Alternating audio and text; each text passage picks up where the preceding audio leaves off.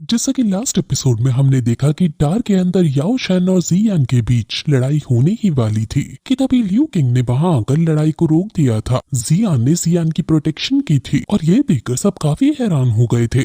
जियान ने फिर चेम्बर में जाकर जब कल्टीवेशन स्टार्ट कर दी थी तब अचानक टार में हलचल होने लगी थी और टेम्पररी राइट्स होने लगे थे। एल्डर सू कियान जियान के पास आए थे और उन्होंने जियान को टार में शांति लाने के लिए हेल्प करने को मना किया था और जियान भी मान गया था क्योंकि उसका भी इसी में फायदा है। अब रैंकिंग कॉन्टेस्ट शुरू हो जाता है और ये कंपटीशन इनर कोड सिलेक्शन के कंपटीशन से भी ज्यादा बड़ा है क्योंकि इसमें सिर्फ टॉप रैंकिंग के प्लेयर्स ही पार्टिसिपेट कर रहे हैं और इसमें जियान को जीतना ही होगा वरना वो टॉप 10 में नहीं आ पाएगा। जियान और जी जूनियर आपस में बात कर ही रहे होते हैं कि तभी वहाँ लिन जियाओ आता है जो जियान से मिलता है और क्योंकि वो जियान का काफी अच्छा दोस्त था इसलिए वो कहता है कि कहीं हम पहले ही मैच में एक दूसरे के ओपोनेंट ना हो जाए। जियान भी स्माइल करके कहता है कि तुम लिस्ट में सेकंड नंबर पर हो और मैं खुद नहीं चाहता कि तुमसे मेरी फाइट हो शुरुआत में ही, जिस पर वो कहता है कि मुझे भी तुम्हारी तेज स्पीड से डर लगता है इसलिए मैं भी नहीं चाहता हूँ कि शुरू में तुम मिल जाओ। ये सुनकर आसपास खड़े लोग हैरान हो जाते हैं कि सेकंड रैंक का वॉरियर भी जियान की स्पीड से डर रहा है। वो फिर जियान के पास आकर कहता है कि वो माउंटेन पर दोबारा गया था। ये सुनकर जियान शॉक हो जाता है कि कहीं इसे पता तो नहीं चल गया कि मैंने अकेले ही वो हासिल कर ली है। लेकिन तभी यान हाओ कहता है छोड़ो उस बारे में बाद में बात करेंगे क्योंकि जब भी हम वहाँ जाते हैं तो उसका वायलेंट ब्लड लाइन अवेकन हो जाता है और हम उसे हासिल नहीं कर पाते।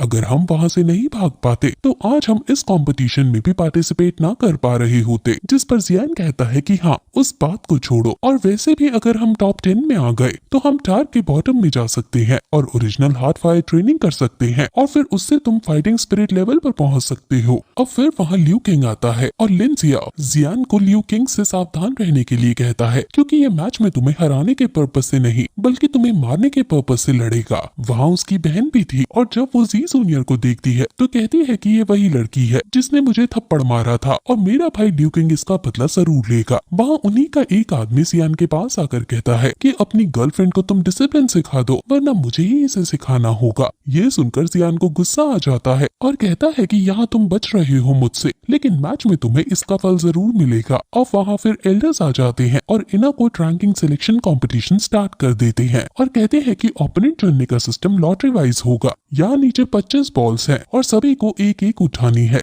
जिसका नंबर सेम आएगा उसे आपस में लड़ना होगा। सबसे पहले लियू किंग मैदान में कूद जाता है और उसकी एंट्री देखकर सब हैरान हो जाते हैं क्योंकि जब वो मैदान में आया है तो आसपास पूरे में भूकंप सा आ गया है। अब फिर लिन जियाओ भी एंट्री लेता है जिसे देखकर सब लड़कियां मोहित हो जाती हैं। अब जियान यहाँ आता है और वो लाइटनिंग स्पीड से इतनी तेज आता है कि सभी को बिजली चमकती हुई नजर आती है और किसी को पता ही नहीं चलता कि जियान वहाँ आया है। और जब लाइटनिंग हटती है तो जियान को देखकर सब हैरान हो जाते हैं। एल्डर्स भी ये देखकर हैरान है और कहते हैं कि उसकी स्किल लेवल भी कम नहीं है और एक एल्डर तो सोचने लगते हैं कि आखिर इसको अनटोल्ड स्किल ऑफ फेंगली पेविलियन के बारे में कैसे पता है। और फिर वहाँ जियान गाना गाते हुए आती है और आसपास के ऑडियंस को इस लड़की का सच नहीं पता है इसलिए वो इतनी छोटी बच्ची को इस टूर्नामेंट में देखकर हैरान है। अब एल्डर अनाउंस करते हैं कि इस टूर्नामेंट का पर्पस सिर्फ फ्रेंडली रहने के लिए है ना कि अपने गुस्से को दिखाने के लिए, इसलिए लड़ते हुए तुमसे किसी को चोट नहीं पहुंचनी चाहिए। अब जियान पहले लकी ड्रॉ उठाने चली जाती है और जियान बाई चैंग को देखता है जिसने अब हेलमेट पहन रखा था और वो भी अब अपना लकी ड्रॉ निकालने जाता है और उसका 15 आता है। वो जियान से कहता है कि काश तुम्हारा नंबर लियू किंग के नंबर के साथ मैच कर जाए जिससे तुम्हें अच्छा मजा आए।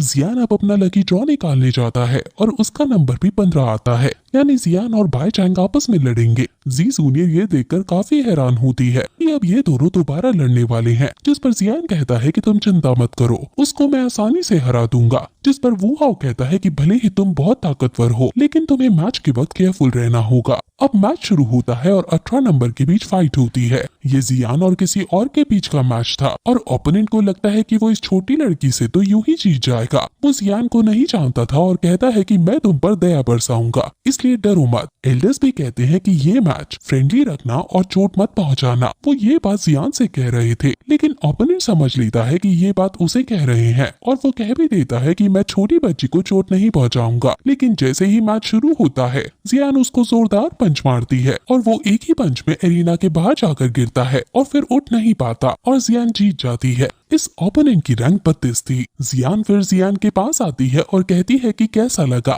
जिस पर जियान कहता है कि तुम बहुत बेरहम हो। अब वो दोनों और भी बातें करते हैं और फिर तभी लिन जियाओ वहाँ आकर कहता है कि मुझे नहीं पता था कि तुम सीनियर सिस्टर जियान से इतना फेमिलियर हो। अब जियान को क्योंकि ये मैच बहुत बोरिंग लग रहा था इसलिए वो यहाँ से चली जाती है और लिन जियाओ फिर जियान के कान में आकर एम्बैरेस फील करते हुए कहते हैं कि क्या तुम उसे कह दोगे कि जब अगर उसकी और मेरी फाइट हो तो वो मुझे बुरी तरह से ना हराए। ये सुनकर जियान थोड़ा हंसने लगता है और कहता है कि मैं कह दूंगा उसे। अब अगला मैच नंबर 15 के बीच होना है और जियान और बाई चैंग अब एरिना में पहुंच जाते हैं। बाई चैंग जियान को नहीं जीतने दे सकता है क्योंकि वो नहीं चाहता है कि जियान टॉप 10 में आए। इनके मैच को दोबारा देखने के लिए ऑडियंस बहुत एक्साइटेड है और अब मैच शुरू होता है जिसमें पहले वो दोनों अपने अपने हथियार से कॉम्बैट फाइट करते हैं और फिर वो दोनों ही शुरू में एक दूसरे पर भारी पड़ते हैं। इस बार बाई चैंग पहले से ज्यादा ताकतवर लग रहा है। अब जियान अपनी फ्लेम्स का यूज करता है और पहले उसके अटैक से बचता है और फिर उस पर अपना हमला करता है जिससे बाई चैंग दूर जाकर गिरता है। जियान अब उस पर बहुत जोर से अटैक करता है जिससे उसका हेलमेट टूट जाता है और बाई चैंग का सर दिखने लगता है और उसको गंजा देकर सब हैरान हो जाते हैं क्योंकि पहले बाई चैंग के लंबे लंबे बाल हुआ करते थे।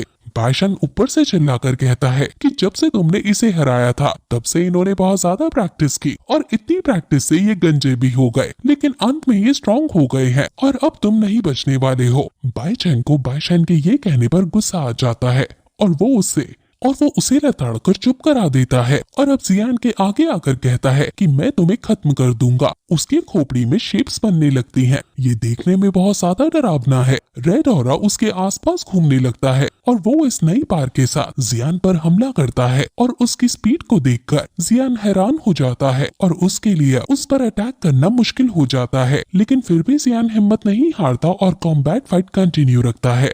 बाई चैंग ब्लड शेड का यूज करके उसको जान से मारने के उद्देश्य से उस पर कई सारे अटैक्स एक साथ छोड़ देता है और वो सभी अटैक्स जियान से टकरा जाते हैं और वहाँ बहुत बड़ा ब्लास्ट होता है। सभी को लगता है कि जियान हार गया और बाई चैंग भी बहुत खुश होने लगता है लेकिन तभी धूल हटने पर जियान एकदम सही सलामत बाहर आता है और ये देखकर सभी की आंखें खुली की खुली रह जाती हैं। उसने लास्ट में अपना आर्मर यूज कर लिया था और उसका आर्मर इतना स्ट्रॉन्ग था कि जियान को कुछ नहीं हुआ। उसने अपने क्विंग लियान कोर फायर से ये आर्मर क्रिएट किया है और अब क्योंकि वो उसे जान से मारना चाहता था इसलिए जियान उसे अच्छा सबक सिखाने का डिसाइड करता है और उस पर अपनी फ्लेम से हमला करके पहले उसका वेपन तोड़ डालता है और फिर उसको इतनी जोर से पंच मारता है कि वो एरिना से बाहर जाकर गिरता है और डेथ और लाइफ के बीच स्ट्रगल करने लगता है और अब जियान को विनर घोषित कर दिया जाता है जिसके बाद ये एपिसोड यहीं खत्म हो जाता है।